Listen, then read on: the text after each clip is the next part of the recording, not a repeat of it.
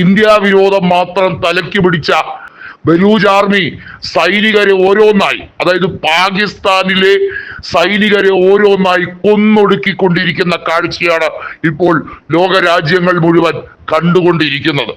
പാകിസ്ഥാനെ കൃത്യമായും പിളർത്തെടുക്കാൻ തന്നെയാണ് ബലൂച്ച് ലിബറേഷൻ ആർമിയുടെ നീക്കം.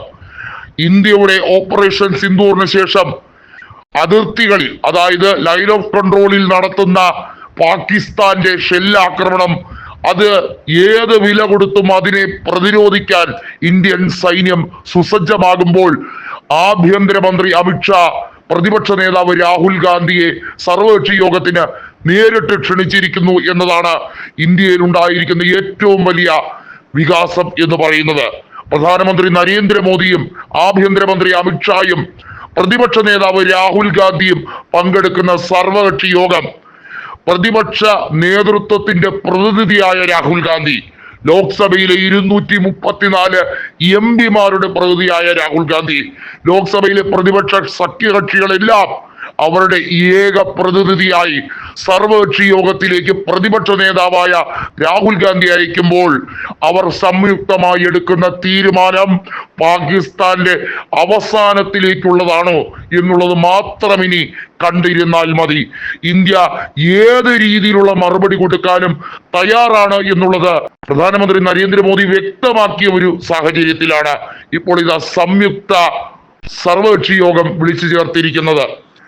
പ്രധാനമായും ഇന്ത്യ ഏതൊക്കെ രീതിയിൽ തിരിച്ചടിക്കണം എന്നിവ ഉൾപ്പെടെ ചർച്ച ചെയ്യും.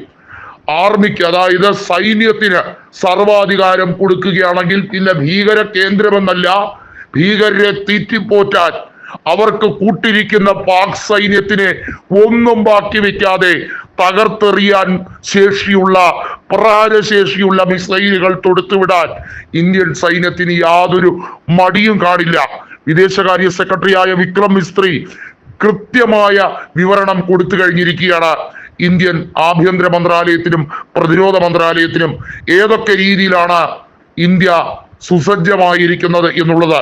ആവശ്യ സാധനങ്ങളും അതുപോലെ സർവീസ് സെക്ടറുകളെ ഒന്നും ബാധിക്കാത്ത രീതിയിലായിരിക്കും ഇന്ത്യൻ സൈന്യം യുദ്ധത്തിന് തയ്യാറാകുന്നതും അതിന് ശക്തമായി സാക്ഷ്യം വഹിക്കുന്നതും. ഒരു കാരണവശാലും പാക് അധീന കശ്മീർ ഇനി അവരുടെ കൈവശം വെക്കാൻ സമ്മതിക്കരുത് എന്ന നിർദ്ദേശം കൂടി ഉരുത്തിരിഞ്ഞു വരുമോ എന്നുള്ളതാണ് കാണേണ്ടത്. രാഹുൽ ഗാന്ധി വളരെ വ്യക്തമായ ചില നിർദ്ദേശങ്ങൾ നേരത്തെ സർവകക്ഷി യോഗത്തിൽ കൊടുത്തിരുന്നു. അന്ന് പ്രധാനമന്ത്രി ആ യോഗത്തിൽ പങ്കെടുത്തില്ല എന്നുള്ളത് ഏറെ വിമർശനം ഉളവാക്കിയ ഒരു കാര്യമാണ്. എന്നാൽ ഇപ്പോൾ ഇതാ പ്രധാനമന്ത്രി കൂടി പങ്കെടുക്കുന്ന സർവകക്ഷി യോഗത്തിലേക്ക് കാര്യങ്ങൾ എത്തി നിൽക്കുകയാണ്.